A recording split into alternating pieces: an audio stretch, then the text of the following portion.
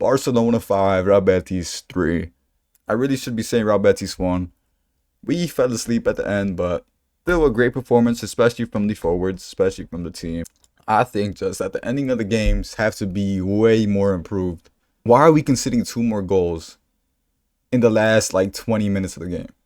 Why is that a thing? Why are we so complacent? Why are we falling asleep with 5 goals up, you know? And I understand we have goals, way more goals above them.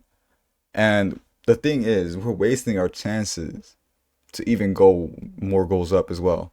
I mean, Fermin is missing chances. Lamine is missing chances. Rashford's missing chances. And I'm just like, what is going on? Seriously, what is going on? But we're not just going to stick to the negatives the whole time. I think we could also talk about the positives. The whole game up until like the 80th minute, we played very well. Especially with Pedri coming off, you know. We played really well, Frankie coming on. But FERRAN with a hat-trick. Rooney Bardigi with a goal. And then Lamine Yamal with a 59-minute pen. 62% possession, 38% possession. Us having around the same number of XG, same number around total shots, but we just had more big chances. And I went into this game knowing damn well we're going to destroy these guys. Them having no Isco, no Amrabat, you know. Really no midfielders that could really do anything against us. Having Pedri, you know, Lamine Yamal in there, Eric Garcia, which by the way, Lamine Yamal that cam. Wow. You know, I just knew we were really going to be threatened by Abdes Alzuli and Anthony and their striker, which their striker is known to be pretty good.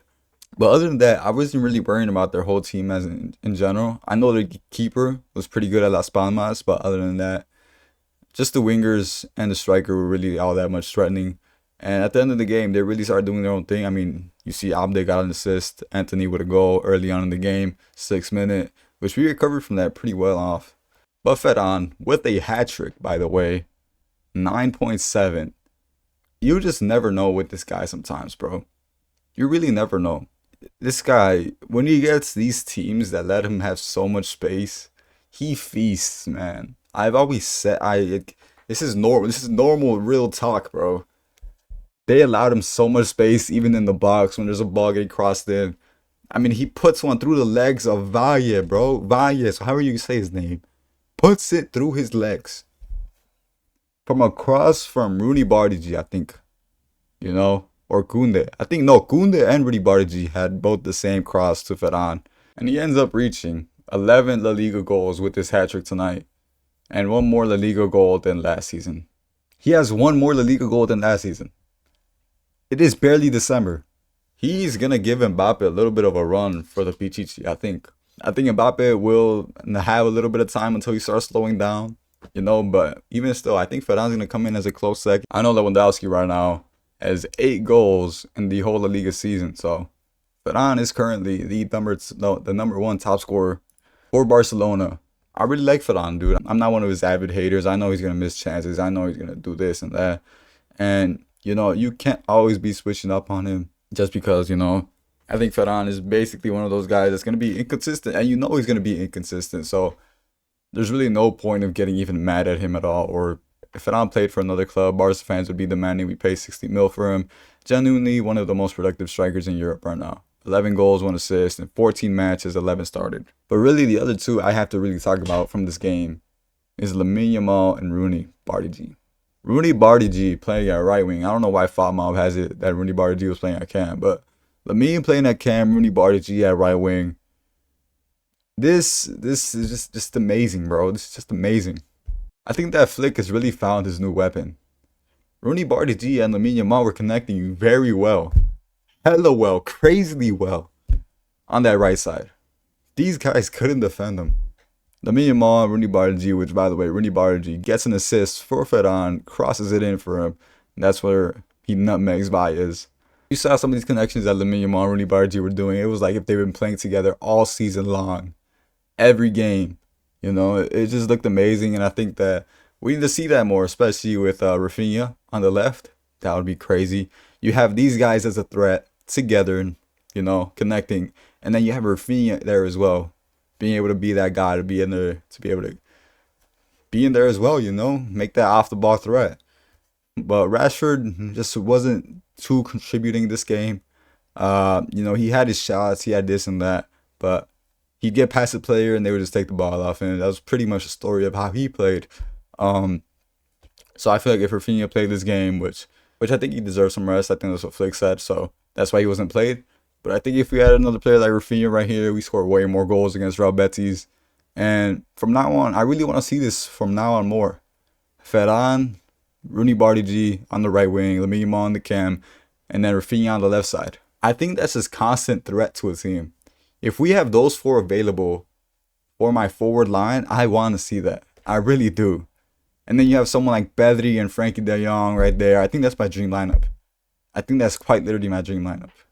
From what I just seen right now, I want to see more consistent game time for Rooney Bardi as well. I really do. Because the way he played this game, Flick, you got to let me know why you don't want to play him. Copenhagen, we scammed you, okay? We scammed you, and that's completely fine. We bought Rooney Bardi for 2 mil. For 2 million, I think it was. I'm never forgetting that. And then to talk about Lamine Yamal at cam, bro, this guy was dropping back.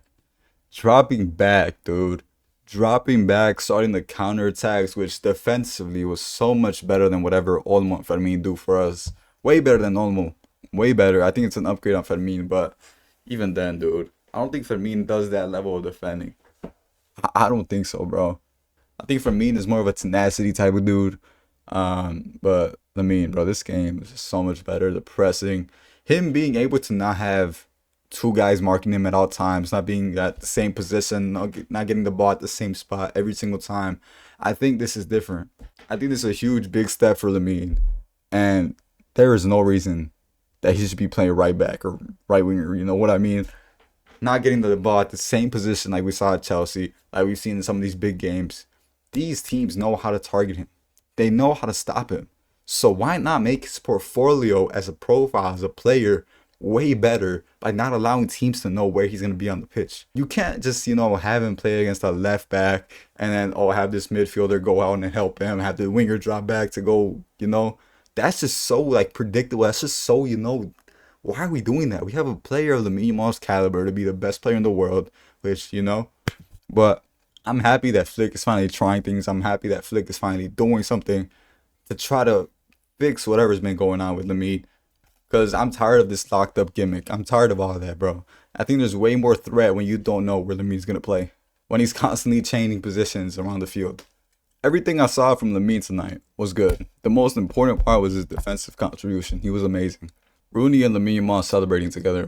I need to see this way more for my team. Show me this. I'm so Rooney Nation right now. I've never been this much Rooney Nation. I am Rooney Nation's biggest ambassador as of right now. Yo, I'm trolling, but I'm part of the nation now. Gerard Martin at left center back versus Gerard Martin at left back. Yo, once you put Gerard Martin at left back, you've lost me. Gerard Martin at left back is a different player than when he is at left center back, I will say. Great game from the guys today at center backs. Kubarsi completed the most passes, 86 in the match, was the most accurate passer, 99% to play 45 minutes or more. Gerard Martin with 63 minutes played, accurate passes 47 out of 42. Alde, who got subbed off 45th minute. And then you have the next one to talk about, Kunde. Kunde leaves Anthony onside for that 6-minute goal, where Anthony should not be onside for at all. He should not be onside for that at all, and Kunde just leaves him onside. Then you have the foul that he commits for that pen in the 90th minute against Abde, so 2 big mistakes from him today. He does get an assist after the Anthony goal to make up for it for Ferran. But, it wasn't his greatest game. I feel like he did a little bit of well defending against Abde, but still, Eric Garcia 7.0 did well, bro. I'm going to trust this guy wherever he plays. Consistency is Eric Garcia. Diversity, wherever he's able to fucking play, he's going to play, man. Pedri with 2 assists for that one with Rooney Bardi and Ferran. Great game from him. 8.6, leaves off at the 63rd minute. Rashford, I've already said how I felt about him today this game. He'd get past the player. Didn't do anything too crazy. Now, a guy I really do want to talk about today is Marc Bernal. He came on. He does have a 6.4, but for what he came on to do, really well, bro. Really freaking well. I think that There were times where he wasn't looking over his shoulder. He was like, having a little bit of few mistakes. But from what I've seen from him, give this guy a little bit more consistency. Let him play a little bit more. He'll get what he had back, bro. I want to see Mark Bernal succeed, bro. I really do, man. This guy is my guy. Fermin 6.3 stinker from Fermin, I will say. I think you could also call it a low-key stinker from Frankie. I feel like that as soon as you sub off Pedri, you sub off Gerard Martin, it's way different. It was way different. I think Flick needs to figure out how to end these games way better, because you cannot be conceding 2 goals like this, how we did against Atletico. I do not want to keep seeing this from my team, but we move. We obviously learned a lot from this team, this game. We see how Ferran plays. We see how Bardi plays. We see how Lamine plays. Yo, Fermin, by the way, bro, before I end this video, I appreciate you for that stinker. You just showed Flick that me and Yaman should play camp more. But anyways, that's all I got to talk about for today. I'll see you guys on Tuesday for Frankfurt. You guys have a good one, good day, good night, whatever it is for you guys.